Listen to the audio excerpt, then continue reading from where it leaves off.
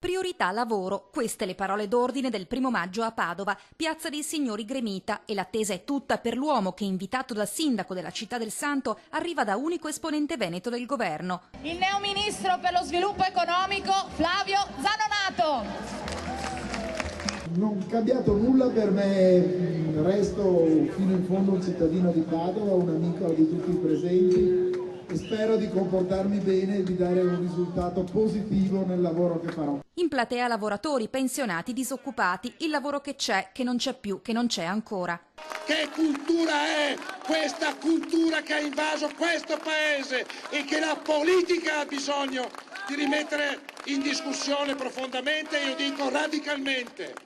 Per questo chiediamo che il governo cambi completamente la linea politica seguita in questi anni, fatti di tagli ed austerità, perché altrimenti il rischio è la coesione sociale. Perché oggi è proprio il valore del lavoro che vogliamo condividere, che abbiamo bisogno di condividere per non cadere nella disperazione e nel pessimismo che questa crisi tremenda sta portando nelle nostre case e nelle nostre aziende. Dal palco Zanonato promette impegno, ma sottolinea di non avere la bacchetta magica. Non è possibile fare il miracolo, non c'è qualcuno che aveva una ricetta, non l'ha mai detta e adesso c'è.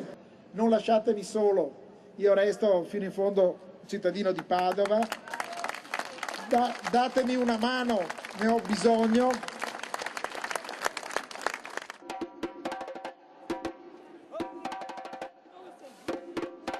Tante volte ci siamo visti un po' maltrattati dal governo, questa volta proviamo un po' a recuperare. Diamoci tutti da fare e davvero buon 1° maggio a tutti.